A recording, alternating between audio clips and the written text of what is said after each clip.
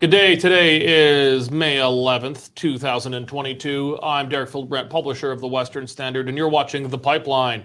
I'm joined, as usual, at least on the good days, by Western Standard news editor Dave Naylor. How are you feeling, Dave? I'm feeling a bit worried. Why? Well, Cory had pepperoni for lunch, and it's reverbing. Oh, sorry. For those of you watching at home, these two share an office. It's I don't like to visit it. I don't blame you. Yeah. Also joined by Mr. Pepperoni himself, Western Standard opinion and broadcast editor Cory Morgan. Cory, why are you such a jerk? It just comes naturally to me. That's why that's why we like you. Ah, thanks. Okay. All right. Well, we've got a good show today. The No More Pipelines bill might be no more. An Alberta Court of Queen's Bench ruling that the federal government's No More Pipelines bill is unconstitutional. But it's a bit more complicated than that. So we're going to dive into it. As of, I think, last night, or is it today? No more vote counting for Today, UCP? after Today. 5 p.m. As of now, the deadline for voting in the UCP's review of Jason Kenney's leadership is over. Then it'll be a week-long wait. We're going to talk about where that stands right now, how the voting is going, and what we can expect. And speaking of conservatives, fighting conservatives, boy, it's getting fun in the Conservative Party leadership race. Over the weekend, debate in Ottawa on Saturday from the Canada Strong and Free Network's annual networking conference. And then another debate coming up right after the show, actually, in Edmonton, the first official Conservative leadership debate. So we're going to talk about how the last one, the first leadership debate went, and what we can expect tonight at the Edmonton Showdown. Before we get going, though, we want to thank our sponsor, the Canadian Shooting Sports Association. The CSSA is a fantastic organization that's standing on guard for in your right to own, use, and responsibly have some fun with firearms in Canada. The Liberals are reintroducing a form of the long gun registry. These guys were a big part of the fight of getting rid of the first Liberal long gun registry, and these guys are at the forefront of fighting against the Trudeau government's long gun registry. If you own guns or just believe in the right to own guns reasonably and safely in Canada, then this is an organization you need to support. I've supported them for over a decade as a loyal member of the Canadian Shooting Sports Association. I trust them with my membership dues to do what's right for me as a gun owner. And you should too. You should check them out at their website at CSSA-CILA.org. That's my favorite part of the show, whenever I you to Cory for that crazy long CSSA. I love you, but like your URL that's tough. You got to get a better URL. It's another bilingualism thing. It gets us all. The bilingers. Okay. Before we get started here, we want to thank all of our Western Standard members for your support. We've actually launched a brand new website. It's huge. I know it's new. Some of you are, new is scary sometimes. But I guarantee you, this is going to be a much, much better experience. We've now got provincial sections. We've got the West Coast Standard, the Alberta Report, Saskatchewan Standard, Manitoba Standard, even the Ontario Standard for you Eastern bastards. Yes, we've got a lot of them reading us. And, we got to welcome them into the broader Ontario wants to join the West. We can have that conversation. So, You were one of them at one point, weren't you? We don't like to talk about that. The dark days. I identify as a Westerner. I'm Trans Mountain. So, yeah. I like it. Yeah. Okay, let's get started. No More Pipelines bill. No more, Dave? Kind of no more, Derek. Alberta Court of Appeal struck it down as unconstitutional this week. I think it was a 4-1 vote,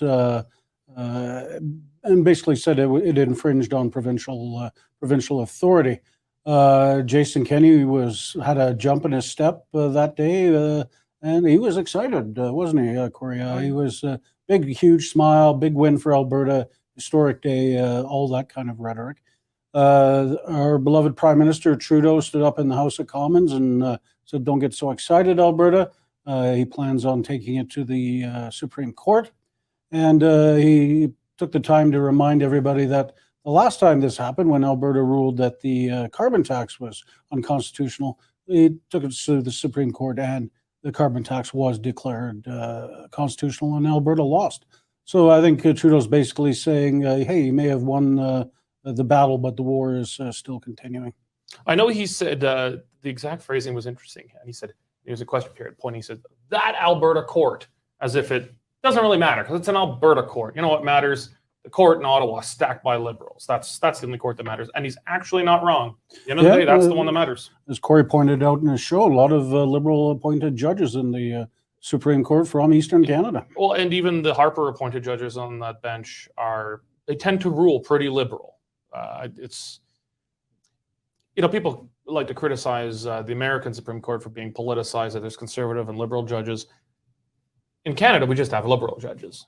So I don't know which of you can answer this, but it's not actually really dead, though, is it? It's like, it's hurt.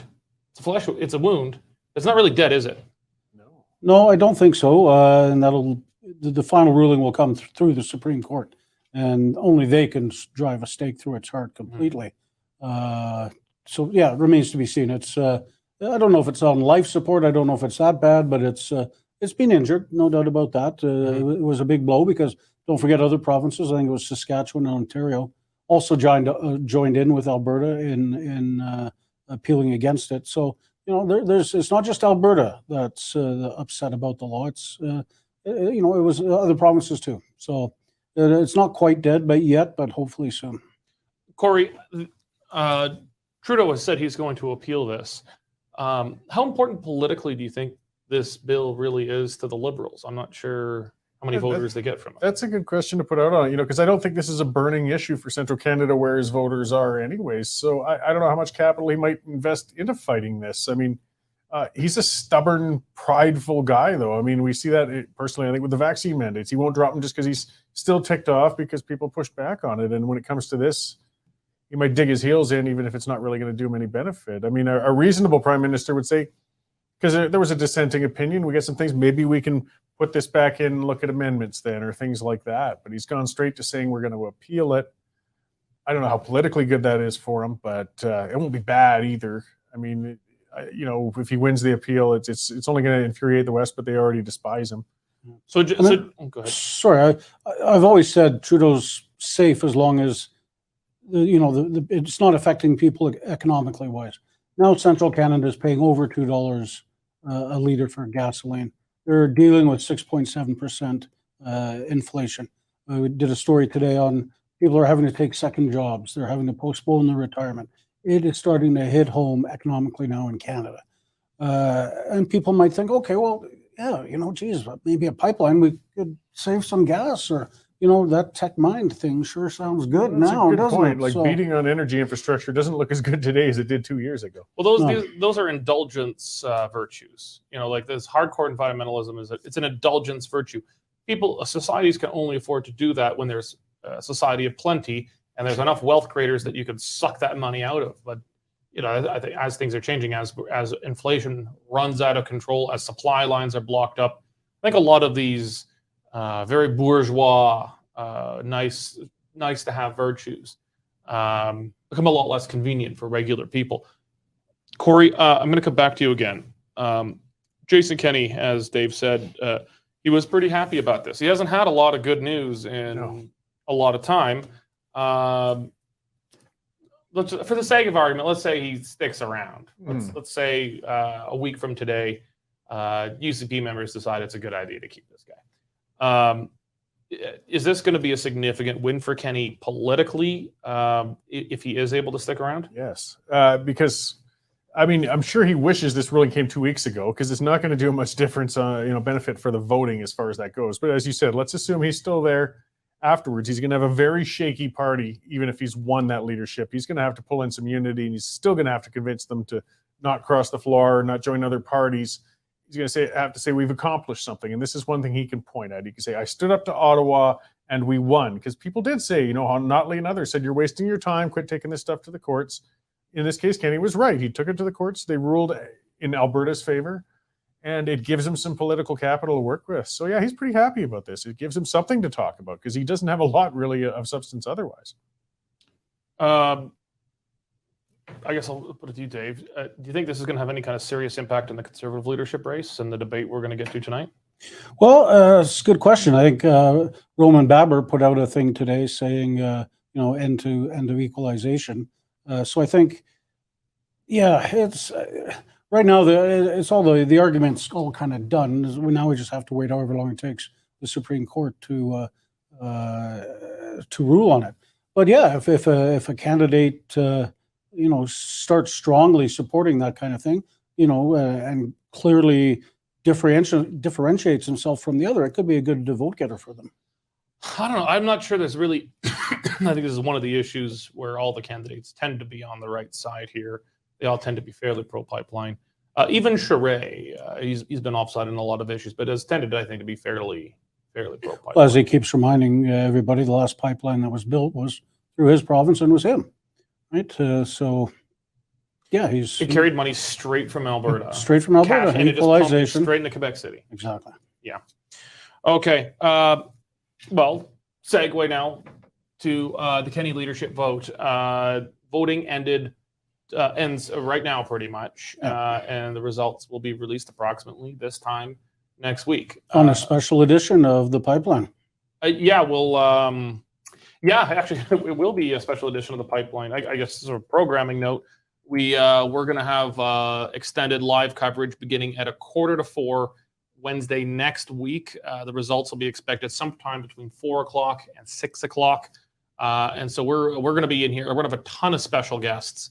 We've got, I guess I won't spoil the lineup yet. We're still confirming people, but we've got a great lineup of experts who are going to come in and weigh in on, what could happen. And after we have the results, where do we go from here? I mean, it's pretty simple. If Kenney's gone, well, we know what happens. Get a new premier. Actually, even then, it's not that simple. There's a lot of what ifs. Anyway, I think we're gonna have a great program for that. So, Dave, tell us what's happened so far with voting procedures. What's happened so far, and what's happening between now and a week from now. Okay, party members had until, as you mentioned just now, to get their ballot in the mail. If it's postmarked any time after 5 o'clock today, Canada Post will not deliver it to Deloitte, who's sort of overseeing the vote. Between now and next Wednesday, party scrutineers will be going into the ballots. Apparently there's like 2 secret envelopes or 1 secret envelope, just to confirm that the vote is from a party member, their party ID, identification, and all that sort of stuff, just to make sure that the ballot is legit. Once the ballot has been confirmed as being legit, it will then go into the special big box. Now, that starts as of tomorrow morning, Thursday, and that continues all the way to next Wednesday. They're not counting a single vote until next Wednesday, so they start counting Wednesday morning. And as you said, hopefully they're going to live stream that, from what I understand, the vote counting process. The vote counting will be live streamed. Yeah. And then, we'll know between 4 and 6. So the voting is done. Now it's just a matter of tabulating it and trying to make sure there's no fraudulent activities. Well, actually, let's go to that, Cory. I think the real worry is that the fraud's already taken place. Most experts seem to have a fair bit of confidence in the counting process. The question is, who is allowed to vote? Bulk buying memberships. I know the CBC had something on that today. They're about 4 weeks behind the report we did on that with the exact same data. Cory,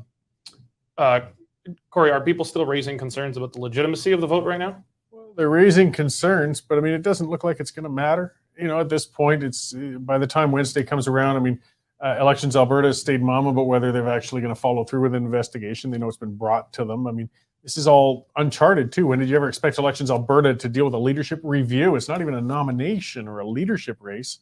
Sorry, what does Elections Alberta have to do with anything? Well, because it is membership sales in a party.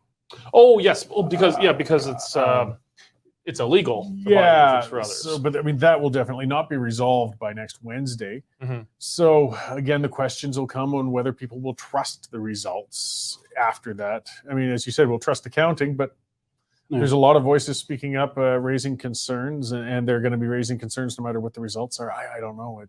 He's going to need a very strong showing, Mr. Premier Kenney, in my view, to have any chance of a unified party after this. Rick Orman, the Tory stalwart in the province, is overseeing the vote, and he told our Linda Slobodian this week that, hey, I'm confident in the integrity of the counting. But as you brought up, there's all these allegations of before the votes are handed, credit cards, buying bulk memberships, and all that sort of stuff. So, the problem is the controversy is out there. It's not going away. So no matter what the results are, whether it's 40% or 80%, people aren't going to trust it. Okay, so let's talk about the fallout. Let's kind of get our crystal ball out a little bit. The more predictable scenario is, okay, Kenney loses, then okay, he's gone. Maybe he tries to stick around as an interim premier, but whatever. But that's more or less predictable what happens. He loses, he's gone. I think nobody's expecting a resounding endorsement. The kind of endorsements of party memberships that are generally required to stay as a party leader, which is bare minimum 75. There's no leader that can stick around with less than 75. I think 0.0 people expect that Kenney's going to get over 75. He's going to get some resounding vote that a leader would normally get if they stay. But let's say it's somewhere in the range of 51 to 65 or something. What do the scenarios look like then? Well, he's repeatedly said that all he needs is 50% plus one. So let's give him the benefit of the doubt. He gets 52%, and he decides that's enough to stay. Ralph Klein and Ed Stelmach both left when they had mid-70s. So if he's Klein left with 55, Stelmach left in around 78 or so. Okay, yeah, certainly nowhere near what Kenney could get. So if he decides to stay, that's, I think, the end of the UCP in Alberta. There'll be floor crossings en masse. They may go sit as independents. They may join Drew Barnes and Todd Lowen and form their own little opposition party and get research grants and all that sort of stuff. But unless he gets more than 70%, I don't see the caucus being overly excited with just 50%. Cory, if Kenney managed, well, let's just go with 55. He gets 55. What are the chances that he can hold it together at all? Extremely slim. I mean, again, I don't even know if he could with 70. I mean, it's just such a tumultuous mess in there right now. I mean, there's a number of MLAs who burned their bridges. There's no way they're staying in that party the day after this vote. If they did, I mean, how could you possibly contain that with some of the things they've said publicly?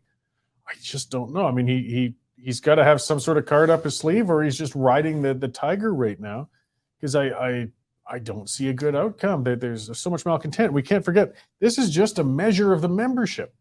This isn't across Alberta as a whole. This is just saying among your party members, this many support the leader. Across the province, we see a lot of those numbers. They're more like 20%. This is really problematic. I mean, I don't know how he's going to consolidate it. I imagine he's going to really push and just say, look, it's so important to hold it together now because we got an election a year from now. We've got to keep Notley out. Now you've got to rally around me despite our differences, and we'll fight it out. See if he can pull it off, I guess. But I just don't see how. It's going to be hard. So as a professional courtesy, I'm not going to name the pollster, but there is a pollster in Alberta who's generally considered the gold standard, the best pollster, one of the best in Canada, definitely the best in Alberta. And this pollster showed the UCP with Kenney way behind the NDP for like 2 years plus. And then they had one poll that showed the UCP up slightly over the NDP, and the UCP illegally leaked that poll out because they wanted to get some good press showing that they've got some support. That pollster I've now confirmed has a new, more recent poll, and it does not show the UCP slightly ahead. It shows the UCP getting annihilated, like just crushed. I mean, if Albertans in general were voting, well, then it's no contest. But they're not. This is a vote of party members. It was already going to be the ones who were in person, as Kenney originally wanted because he thought that played to his advantages. He was going to get smoked. Based on the numbers I saw, he would have been lucky to get 35%. It was going to be a crushing blowout. But now it's a rejig system designed to help Kenney. I've avoided this because you don't really want to be on the record and be wrong, but I'm going to require a yes or no. Does Kenny survive? The vote? The vote. The vote. Yes. Yes? Yes. I don't have to answer.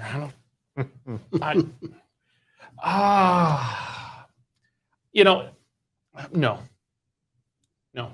And ironically, I think your outcome might be the most unifying of the bunch if that's what happens. It is the only way, I think, to keep that party united at all. It's new leader or bust, I think. Yeah, and the question now is we're a year away, probably a year this month away Yeah. from the election. And if they're still polling around 20%, how do they turn that around in a year? The only way, Conservatives, the Alberta PCs turned it around all the time. You know how they did it? They got a new leader. That's the only way to turn around polls like that. Once you get that low, you're done. It's a new leader or destruction. Okay. Well, before we move on to the federal Conservative leadership debate, Cory, why don't you tell people about our wonderful sponsor, Bitcoin? Sure. Bitcoin well. Yes, and today's like today when the markets are up and down, inflation has gone wild. People are looking for different ways to put their money, put their savings. Digital currencies are, of course, a hot item right now, and Bitcoin's the big one. Bitcoin Well, they are an Alberta company, a local company, and a safe company. I think that's what a lot of people are concerned about. That's why they're a great sponsor.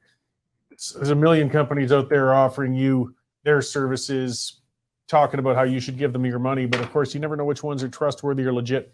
Bitcoin Well is on the ground. They're publicly traded. They will give you personalized one-on-one service, not some call center, not some pop-up window on a website, but actually sitting down like a good investment advisor and showing you how Bitcoin can work for you, how you can safely set up your own Bitcoin account, save some money, pay bills, use ATMs, or have, like we have at the Standard, savings plans through your employer, even with match deduction things. They're a great local company. If you're looking to get involved in digital currencies, Bitcoin Well is the company to check out, bitcoinwell.com, and take control of your money. Absolutely. Okay. So last Saturday, there was a debate for the Conservative leadership race in Ottawa, hosted by the Canada Strong and Free Network that I was at. We had our producer Nico there, who's back here in Calgary in our headquarters. We also had reporters Matthew Horwood and Rachel Emanuel there. Pretty fighty, Dave. You know what? I don't think it was Saturday, though. Was it Thursday? Oh, it's Thursday. Yeah. Yeah, you were in the air, right? I think. Yeah. And Cory and I hosted the debate show, and I thought I was going to get a good 90 minutes nap in while it was going on, but it started right from the beginning, Derek, when Polyev walked on stage, and there was no handshaking between him and Charest. But the others shake hands? Some of them did, yeah. And then it went right downhill from there, didn't it? Yeah. And holy cow, was it heated? And there was some hatred going on.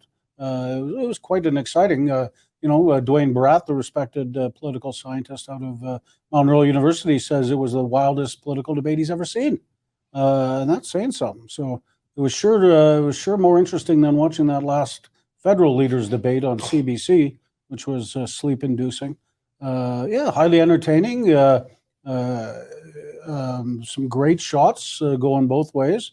And should be another good show right after this one tonight in Edmonton. Cory, do you think from last Thursday's debate, were there any clear winners and any clear losers? In some senses. I mean, clear winners. I still put Charest and Polyev up there because they dominated it. They demonstrated this is a two-person race. Like the other three were fighting for oxygen in that debate, just to be seen and recognized and noticed. They were also the losers at the same time, though. If there was any broad critique of the debate, it was how vitriolic it is. And I mean, they can't forget that, yes, you're fighting for an internal party race, but everything you say and do reflects on you when you go to the general election. And if you look like you're at each other's throats and being even, childish and vitriolic, that doesn't reflect well in a general election. So I thought it was very ironic, Premier Kenney telling them, "Hey guys, unite." You guys need to show you guys need some unity. Exactly. That was Preston Manning. I feel like that was a little projection. Yeah. There may have been a little projection going on there. Preston Manning told everybody to cool it too, and I don't know why it makes for a much more entertaining watch, doesn't it? I mean, it does. We like watching it, but does it instill confidence? I guess that's kind of what do you want it as a morbid show of curiosity, or do you want it to look like prospective leaders? I don't know. I mean, American primaries are vicious. They rip each other's. I'm not even going to say that part, but they rip off.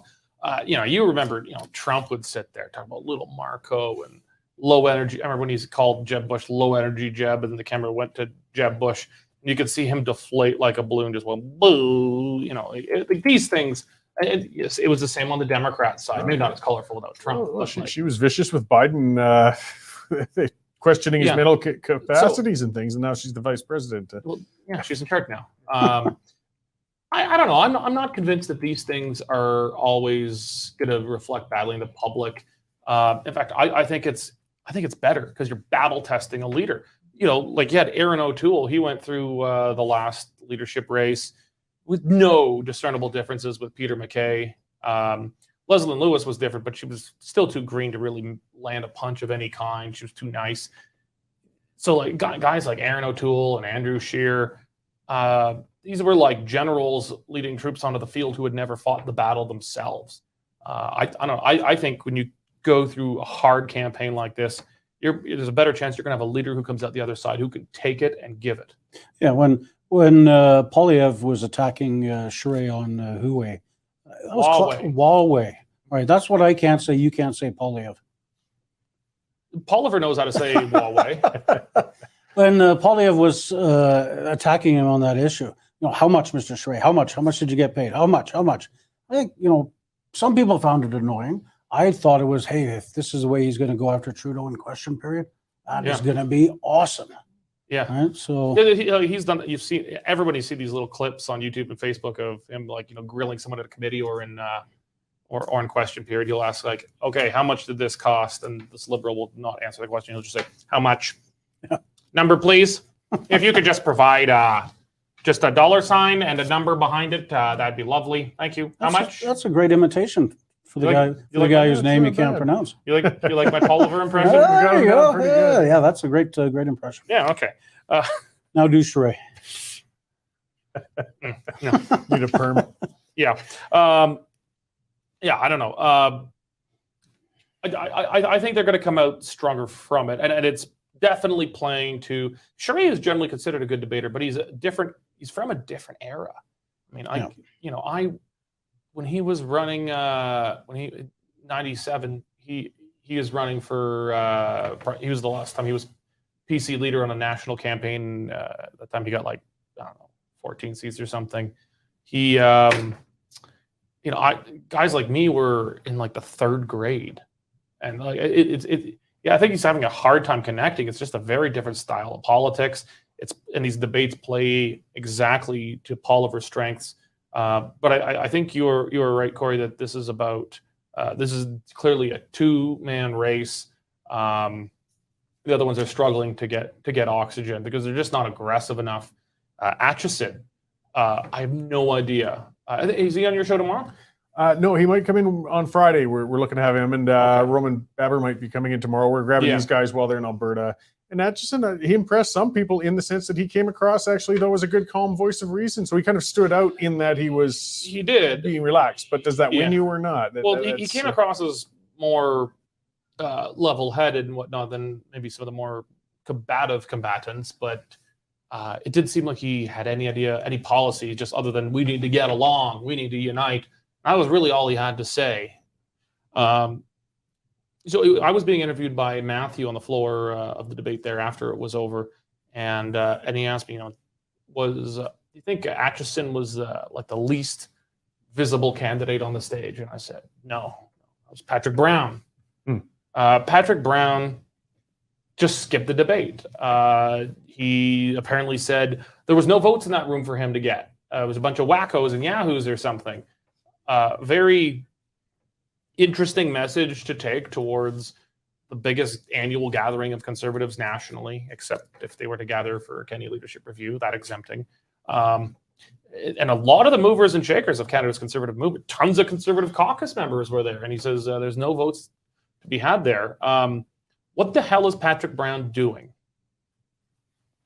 I can't figure out his strategy. I really can't. I mean, he's also, I've seen mainstream media members complaining he won't give sit-down interviews. He just puts out press releases. He's remaining invisible. It's a bizarre strategy. I mean, tonight we're going to see him for the first time at a leadership event of any kind. So is he actually going to be there? Well, I'll believe it when I see it, I guess. Maybe he's keeping his powder dry. So, I mean, with this invisible campaign so far, I would hope he's going to explode onto the stage, because now it's going to be 6 people fighting for that spot. So on the 30th of May, we'll live stream this as well. The Independent Press Gallery, that includes the Western Standard, some of the other media in Canada that don't take government funding. I'm going to be there helping to moderate that debate. And Patrick Brown's not going there either. I mean, and then this is put on by generally more conservative-leaning media, and he's still not going. This is, I don't understand what he's doing. Like, this is a membership across the country thing. Not everybody's going to go to events in person. You need them to see you on broadcasts. He's not just doing. He's barely even doing events in person. He is, the best I can tell, and maybe I'm wrong. Someone maybe from their campaign will correct me that he had 1 or 2 meetings that were not like this. But the best I can tell, he's doing 100% purely ethnic political outreach. Nothing but. He swung through Calgary a couple of weeks ago, and he visited some religious minority built temples or mosques or gurdwaras or something like that, and then he left town. He didn't even say, like, hey, local supporters or interested conservatives, meet me for like a pub night for 2 hours somewhere. Nothing. I have seen zero attempt from him to reach out to a single existing conservative member. He's just doing purely the ethnic politics. I don't get it, because he doesn't have national profile. It's not like he's well known outside of political, wonks outside of Ontario. And I mean, I would have thought he has some assets. He's young, good-looking guy, well-spoken, things like that. Like, he could have done outreach and maybe gained support across the West in areas where people don't know him. But you got to get out to them. And look at it compared to Roman Baber. Nobody knows who the hell Roman Baber was either. But he's starting to catch on now. He did well. Cory and I both thought he did well in the debate. Mm-hmm. And now he's touring and meeting people and being public, issuing press releases, issuing platforms. Compare that to Patrick Brown, who it's very, very strange. So Baber is, I'm not sure he's considered to be a particularly strong contender to win, but he's making an impact here. And, it's the Western Standard, so a lot of our viewers, listeners, don't know who he is. He's a member of the Ontario Provincial Parliament, as it calls itself, because it's Ontario, damn it.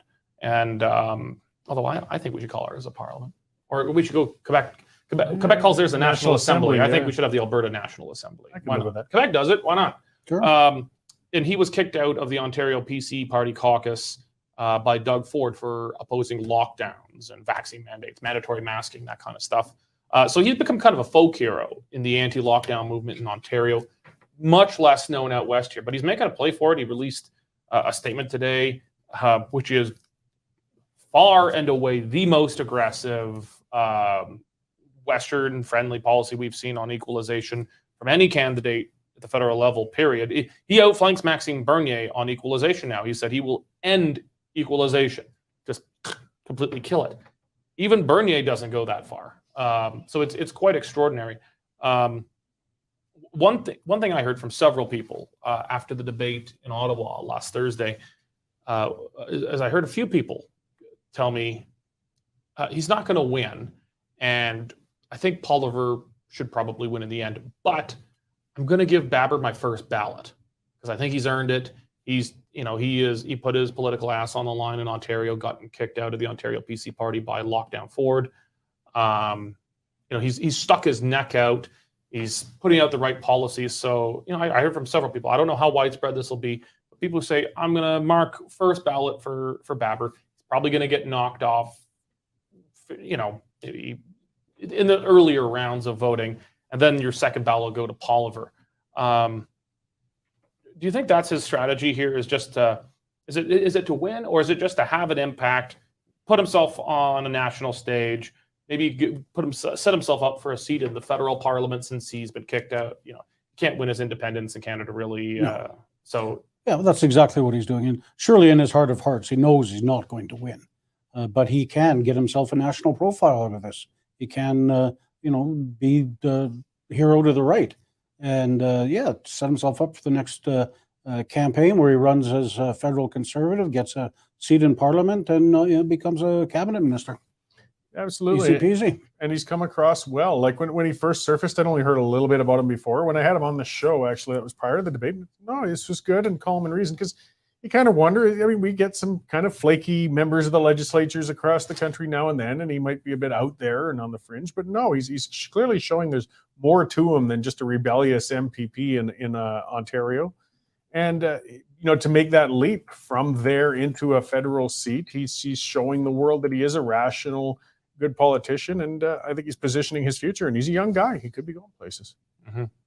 All right, we're going to wrap it up there. But first, we want to thank all of our Western Standard members for your support. God, we've been fortunate with the levels at which you guys have subscribed to memberships of the Western Standard.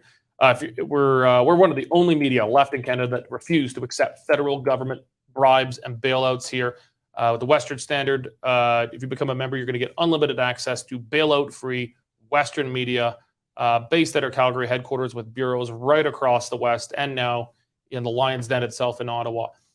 So check it out, westernstandard.news. That's the new website, westernstandard.news. Check it out, click on membership, sign up. We'd be very grateful for your support, but I think you're going to like what you get out of it. We're not asking for charity here. We're asking for you to support bailout-free Western journalism. Guys, I enjoyed it. Thank you very much for Cory held it in, so it's all good. Oh, God. I'll drop it in the newsroom. Oh, jeez. I'm not in my office, though. You're not on the air, guys. Jeez. Okay. Dave and Cory, thanks. You're not invited next time. Goodbye, everyone.